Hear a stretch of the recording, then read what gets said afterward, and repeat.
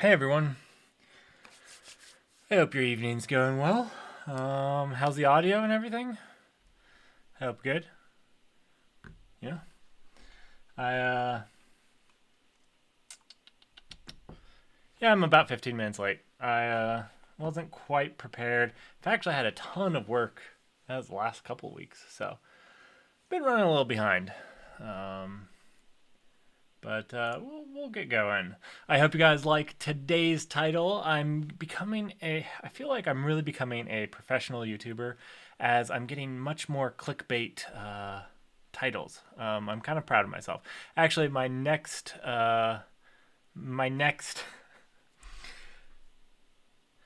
video has also a very clickbaity title, but hopefully they're educational and fun and good as well. So. Anyhow, good.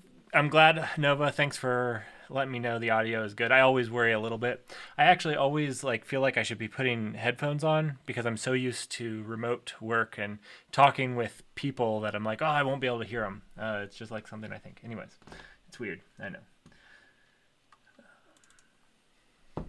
It's good to see you, Nova. Hope everyone's having a fantastic week. I know here in the States it is a Memorial weekend, so we have a 3-day weekend.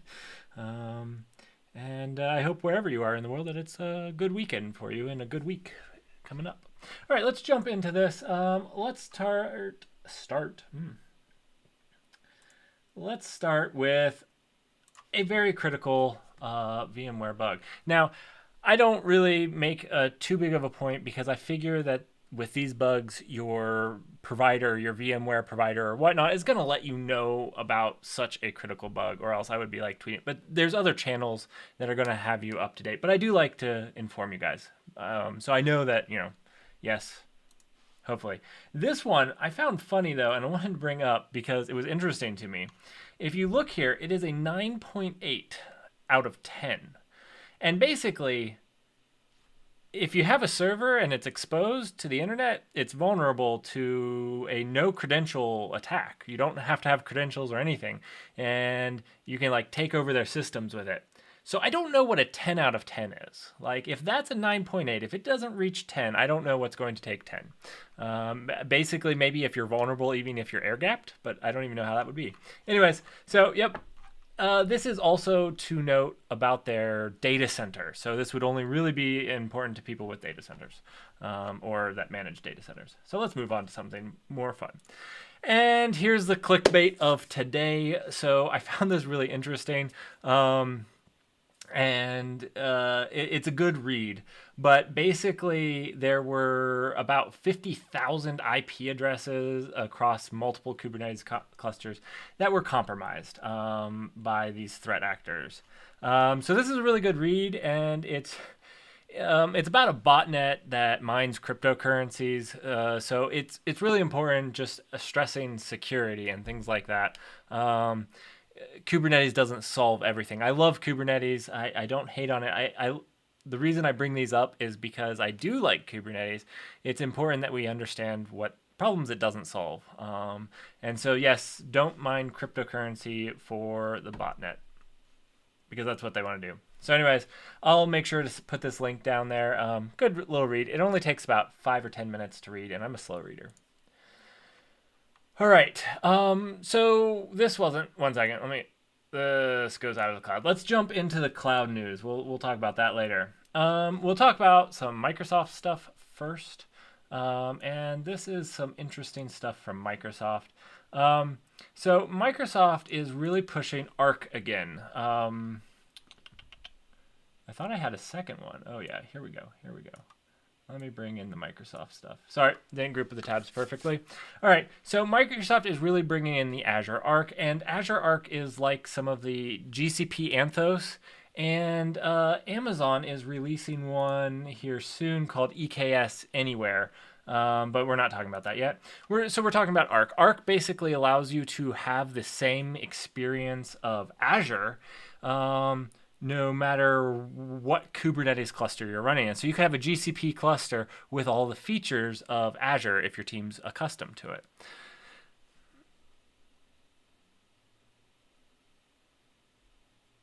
Yes, Nova, I Completely agree with you guys. So you know what? One thing that I'm going to work on this next week is I'm going to get chat down right below me where there's not usually text anyways. And this way I don't have to actually read it for people that are watching it back in afterwards. So Nova's point was the same thing happens to Nextcloud instances too. These risks have to be addressed better. And that's why I bring them up, not because you guys are necessarily compromised, but because I think that spreading the word and getting people understanding the risks and things out there is the very best first step. So good point, Nova. Thank you. So anyways, yes, on with Azure Arc. So Azure really is pushing this along with Google Anthos. Anthos does the same thing for GCP services. And so if you're running on these, this is very interesting to check out and worth looking into. That being said, I did have this here. The Microsoft is announcing the Insider build. And the one reason this really comes up here for you guys is I don't know if you guys use WSL for Windows. Anytime I'm using Windows, I'm using WSL. And I know several people that use it quite effectively. Actually, one of my friends actually uses WSL for work. And he is mostly a Linux person. So that's really cool. That being said, they're bringing all 6 GUI applications that Linux has to WSL. Sorry, that was a joke on how few GUI applications Linux has, but they are bringing GUI applications for your favorite tools and applications into WSL. So all of you that use WSL, if there's a GUI application you want to use, it's in the Insider preview. All right. So because we didn't have enough open source foundations, it seems like every few months we get a new one at this point. Microsoft GitHub, which feels like Microsoft 2 times, and a couple other people have started the Green Software Foundation. This is interesting. I'm going to have to dig into it more. Basically, it's for sustainable software.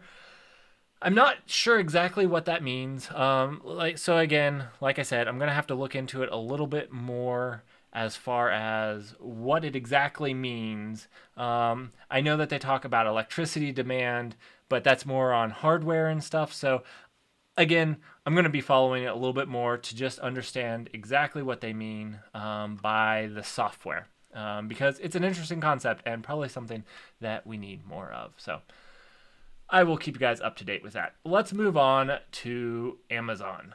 I have 2 Amazon. I only have 1 Amazon tab, but I know I have a second Amazon. 1 second. I must have accidentally deleted. Oh, no. Oh, it looks like a YouTube video because it is YouTube. All right, 2 things for Amazon. EKS Everywhere is coming in 2021, which is basically AWS Arc and GKE Anthos. So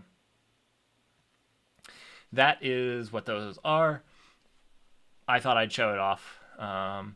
The other thing that was fun is they have right here this YouTube video, which I'm going to link. It was a very fun watch, but it is about the AWS Quantum Computing Service.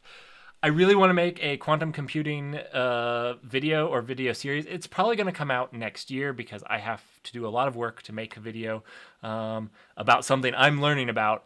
But those will be coming, but not real quickly. So anyways, it was a good video.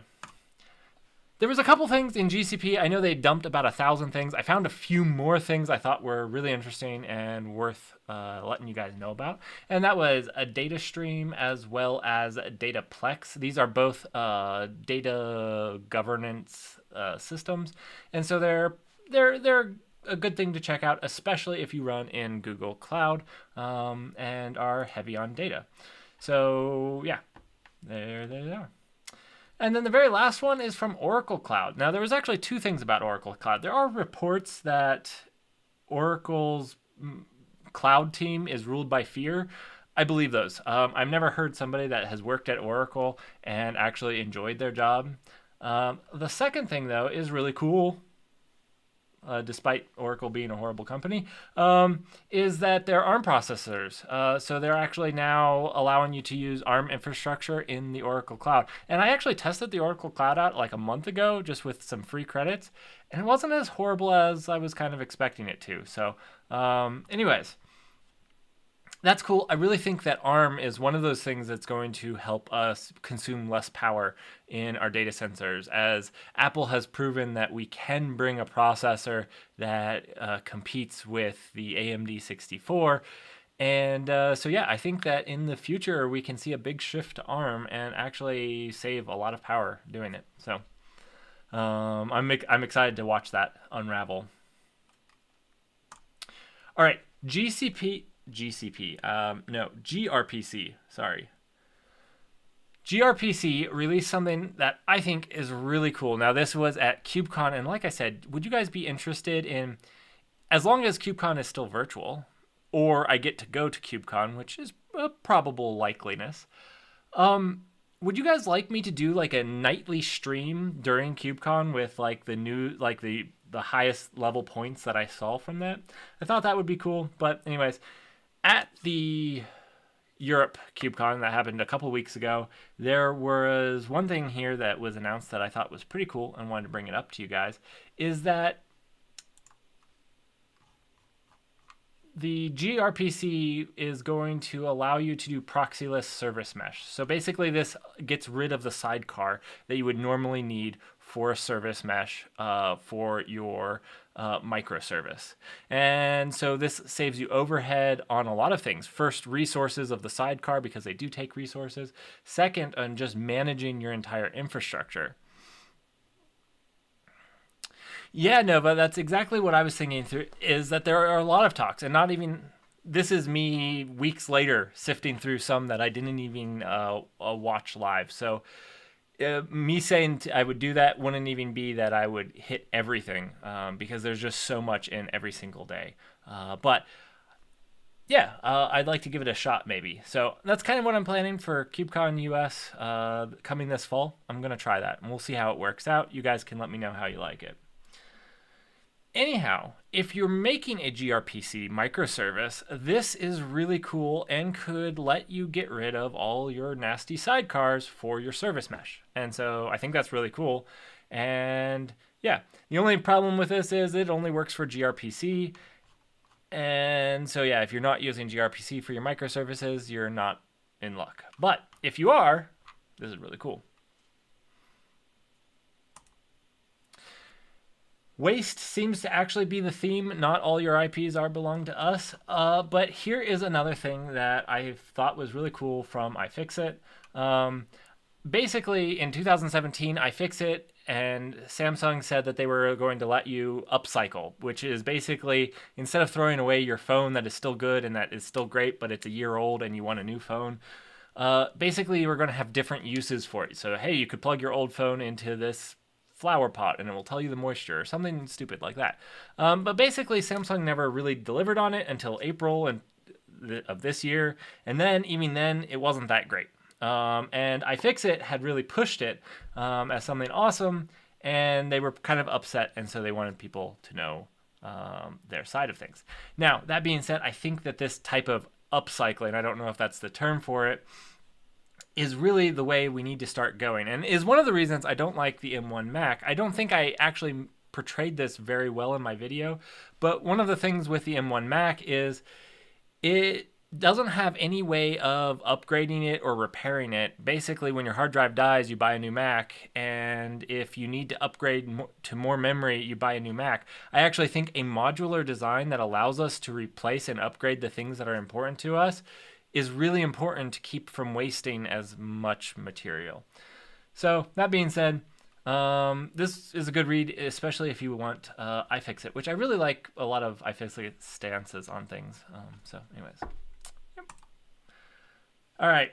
So I know we've talked about gitops, and Waypoint runners are part of gitops. So if you're new to gitops, these are one of the technologies you can use. And we're going to cover two things today on gitops. So Waypoint runners released version 0.4, I think it was. Anyways, and yeah, it was 0.4 of Waypoint, and it releases a bunch of new features. So if that's something you're interested in, I just wanted to bring it up because this is one of the gitops. Basically, this here is how it works.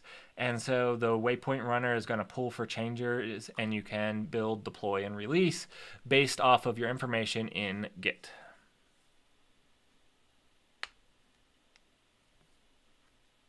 I realize that is how Apple makes money. I get it. They make money a lot of ways. They make a lot of money. But I don't think modular is impossible. Maybe improbable. But we can have a talk on that. Maybe I'll make a video. Anyways, so this is the Waypoint server and Waypoint runners and Waypoint in general. So if you're really a big fan of HashiCorp or use some of their other things, it's definitely worth checking out. But on the mention of GitOps, I wanted to point you guys to here. Argo Rollouts 1.0 is released. Super exciting. So Argo Rollouts brings, actually, I was going to tell you guys what Argo Rollouts does, but they wrote it better. So let's here we go. Fills the gap with Kubernetes deployments, extending an advanced application. Basically what it allows you to do, I thought it said it better than what I was going to be. But it allows you to do canary and analysis, canary builds and blue-green deployments in a GitOps-based progressive delivery for your cloud native. Yeah, it says it pretty well right here. So basically it brings us to Argo CD and empowers you to do that type of deployment and style inside of your GitOps deployments. So if you've been looking at Argo CD, Argo Rollouts really empowers it to be pretty awesome. All right, talking about hardware, PCI 6, gonna be done this year. This year, PCI 6 is coming out. We don't even have PCI 5 hardware. I just want the PCI 5. Don't get me excited for doubling my giga transfers because I don't even have this. I mean, I'm on PCI 3. I'm way back here in 2010. I'm pretty sure. I don't have.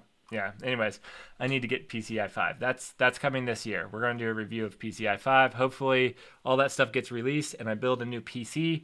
Because my little laptop, you can probably hear its fans. It tries to lift off every single time I stream. It's not great.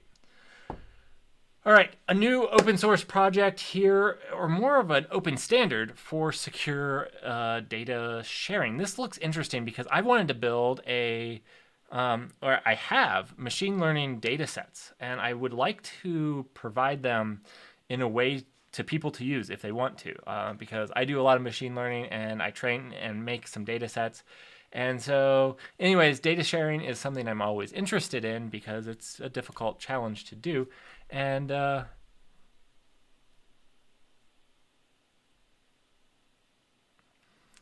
yeah, I'm always looking for it. And so an open standard for data sharing is here, and it looks cool. I don't know of another open standard for secure data sharing, so this is why I brought it up. Nova said, have you checked out In-toto for your software supply? No, I have not. No, I have not. Let me open that up. This is live news, guys. I am going to open it up off screen. Sorry, Nova, I don't trust you that much.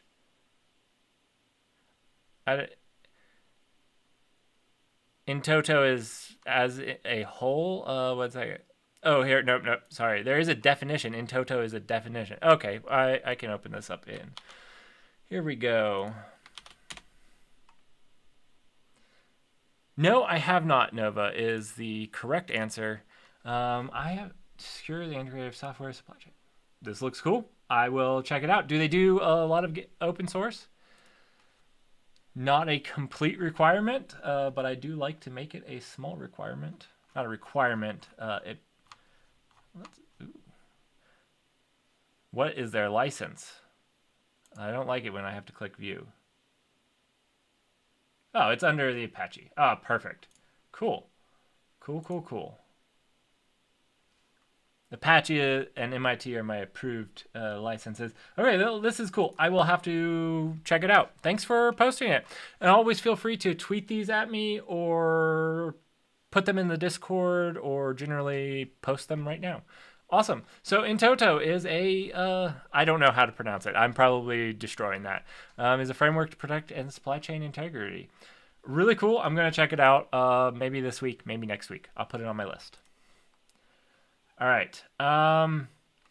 Apple does not... I'm bringing this up because I think that this is disingenuous.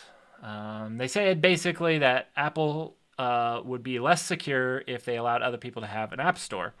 Or you could sideload applications on your iPhone or whatnot.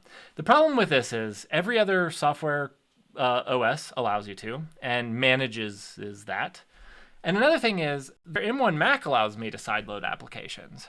So it's not even true on all of their hardware. So if it was true, and this was an Apple thing that they thought that they could not provide security with other ways of installing, then they should do it on their laptops too, laptops and Mac minis. So yeah, I felt like this was a little disingenuous on their part. I was going to call them out. I'm not sure that they care that I call them out. Anyways, we'll move on. All right, Jenkins and Ansible. This was interesting. So Jenkins and Ansible, and they used it to manage the system for networks. It is an interesting read. I'm not going to tell you that I understood all of it.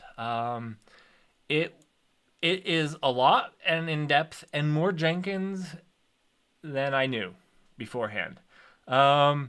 So anyways, if you use both of these, I think it's worth a read. They were doing some interesting things that I didn't all quite understand, but I wanted to bring it up because it seemed kind of interesting for what they were doing with networks. So yeah. Here's my sponsored GitHub. Actually, not sponsored. I don't have any sponsors. But yeah, another great. So GitHub is adopting open telemetry, and they wrote a really great blog post on it. I really liked it. It's not a long blog post, so you definitely should read it. It takes about 10 minutes. But they talk about one of the reasons I love GitHub blogs here is because they don't always even focus on how they implemented open telemetry, but why they got to a place where they needed to implement open telemetry. So they go on this story about why this became a requirement and how open telemetry fit that and solve their issue, which I think is a really important thing to focus on, kind of the story of how you got where you are. I think so often we forget that story is important. I know one thing that I do on my teams in software is we focus on making ADRs. And I know if Danny Sauer is watching this, he's the engineer that introduced me to ADRs, architectural design records. But basically, they're a history and a story of why you are where you are. So that way, when you're like, why did we do this way? It sucks. You can be like, this is why. And those things don't apply anymore, and your story can evolve further. So anyways, really good blog article on their open telemetry, and definitely worth a read, and you might want to look at open telemetry. All right, so I don't know how to pronounce these people's names. They're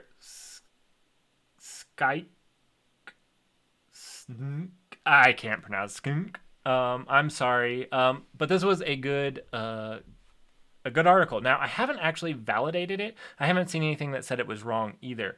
But there's Visual Studio Code extensions, and so far that I know of, there's never been a vulnerability in the supply chains of the Visual Studio Code extension. Basically, they decouple it in such a way that it's very difficult to do something like that. But these people actually claim that there are at least two. So there is a vulnerability in the extension library, and they talked about some that were vulnerable to this. So there's probably more than these. These were just the ones that had a lot of downloads. So if you use these, I don't actually use these, but you might want to watch out. And this unfortunately means that you now have to be very careful about, you should have already been very careful with who your extensions are coming from, just because in the age of the supply chain attacks, it's very, very important to be cognizant of where your software is coming or your tools. This is exciting. Very exciting. I should have put this earlier on, but the Have I Been Pwned code base is going open source. Super cool. I would love to help this guy or interview this guy. Basically, if you don't know what Have I Been Pwned is a tool that basically tells you if your password and username are sitting out there in the on the internet in a leak. So it keeps a database of all the leaks, and it keeps those for you, and you can go and check it out. Everyone should be using it, and really great. They work with a lot of the password managers and things like that to let the password managers know if you've been pwned. And so, yeah, it's going open source. Really cool. They are announcing some good partnerships with Cloudflare and LastPass and all of those. Good article. You should read it, but really great job from these guys. I love their work. And you should also always make sure that you're using a password manager. All right, Polaris. If you guys don't know what Polaris is, it's basically goes through your Kubernetes cluster and make sure that you're following best practices on your Kubernetes clusters. Yeah, I know. I think that it's really important. Nova just said that they've looked into it before, and it's nice to hear they're being transparent and open source. Oh, wow. I clicked way... Yeah, I think it's really important for tools, especially security tools like Have I Been Pwned, to be transparent. Being transparent doesn't necessarily involve releasing all your code, but it is definitely one of the ways that you can be transparent. And yeah, so anyways, I agree. Anyways, Polaris is an open source tool by Fairwinds. It is Apache 2, I believe. Yeah, Apache 2, done. So it's licensed, gets a big check mark. It's something that you can run and basically checks the configuration of your Kubernetes cluster to ensure that your Kubernetes cluster is following best practices. Again, with all the IP address leaks and things like this, this is very important that you have something. You don't have to use Polaris, but I know that since we were talking about it, I wanted to bring up a tool so you guys had a tool at your fingertips. Should have talked about this after the configuration problems that led to the 50,000 IP addresses. But you should be making sure that your Kubernetes clusters themselves, not the applications, but the clusters themselves are configured correctly. All right, CDK for Terraform 0.4. This is basically infrastructure as code. I mean, you guys all know what Terraform is, I'm sure. The CDK, or the Cloud Development Kit, is basically their integration into languages, and with 0.4 they add Go support. And so you can see an example of them building Terraform stuff in Go. So yeah, this is a Go function. So kind of cool if that's your thing. I don't use this, but if you did, it's cool.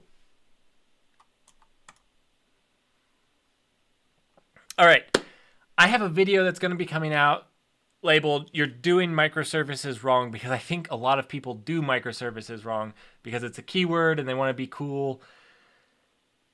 And I'm just trying to share the love. Auth0 has the audacity to go out and say you should stop microservices and doing nanoservices. I think, while this is an interesting article and definitely worth a read, I think we should learn to do microservices properly first. Then we can move on to nanoservices. I think nanoservices are going to struggle with a lot of the same issues that I see plague microservices. And because of that, yeah, they have a lot of benefits, but they didn't necessarily list the cons, which I could think of some just going through this. But it's definitely worth a read, because I think that if you watch and listen to what they're saying, it's actually a lot of the problems I have with what classically people call as microservices anyhow. Good read, though. All right, because we all love blockchain, this is basically a GCP and Polygon SDK for multi-chain Ethereum. So if you guys are interested in multi-chain Ethereum, this is definitely for you guys, along with this one where you can analyze real-time blockchain data with Google BigQuery, which sounds really cool, and I kind of really want to do this now. Because I know that I need to be getting you guys several blockchain videos, and life happens. And so I haven't gotten you guys blockchain videos, but we will be doing blockchain videos. And maybe one of my first one will be analyzing real-time Polygon blockchain data with Google BigQuery. That sounds fun. All right.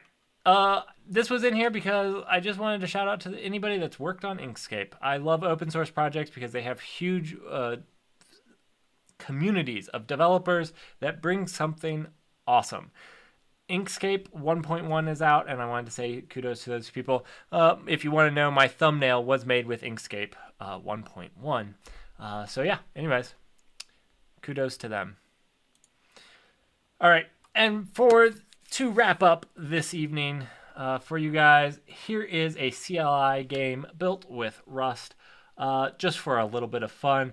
Whenever CDing into a new directory is too boring, you can use RPG and RPG your way to a new directory, so you can feel productive and like you actually did something.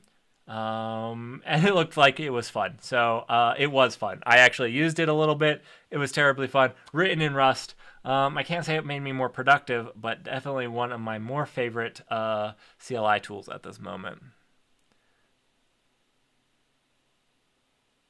Can I talk about the NANOservices more in the future? Absolutely. I have a whole... Let me go back to that really quickly. Here we go. I have a whole series. I'm going to give you guys a little insight into my you're doing microservices wrong. Now, don't take this as the full one because I'm still working on it exactly. But basically, what they're doing here is breaking microservices down to what you would think of as a function. So what they're saying is a nanoservice is it does exactly one thing and it does that one thing well. Kind of like what we would say an application or a function should do. All applications or functions should do exactly one thing and one thing well. So you'll say Inkscape, for an example, should do vector graphics, and it should only do vector graphics. And rasterization, I can't say that word. It shouldn't be part of the things it does. Now, exactly limiting those is difficult. And so here they try to put a bounds on what could be in a microservice or in a nanoservice. And when you have to make a different service, so they kind of try to box it a little bit. I think that's big of what they're doing here. And so, yeah. Now, again, maybe I'll do an article, or not an article, but maybe a video on this article itself. I'll have to think about it. It's a long article. It's probably about a 15-minute to 20-minute read if you're good at understanding these things, maybe even longer. It's quite in-depth. It was good, though. It had a lot of examples, and it's really definitely worth a read because I think their definition of a nanoservice more meets my idea of what a good microservice is. So yeah, thank you, Martin Nicholas. That was a fantastic question. Please keep bringing them up like that. And like I said, I'm going to try to get the chat on screen so if you're watching this in the future, you can actually see what people are asking while we go over the news. Cool. Well, thank you guys for joining me. That is it for me today. Thanks for joining. Thanks for hanging out. I want to say a huge thank you to a lot of you guys that have really supported me across the last... I've been making videos for a year, like 2 weeks ago. So I know I made some really horrible videos, but I'm working on making them just a little bit better, maybe a little bit more informative. And anyways, I hope you guys like some of my new videos that are coming out. Hopefully 2 videos. Well, I have the end of my mini class on containers, and then I have another fun video that I hope you guys really like on machine learning coming out. So thanks for sticking through this and watching, and I appreciate you guys. And I look forward to seeing you guys next week. And Have a fantastic week, rest of your week.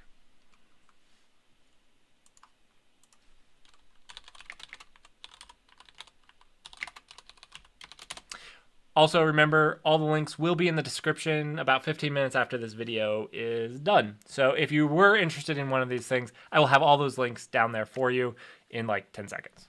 Or like 15 minutes, not 10 seconds. Bye.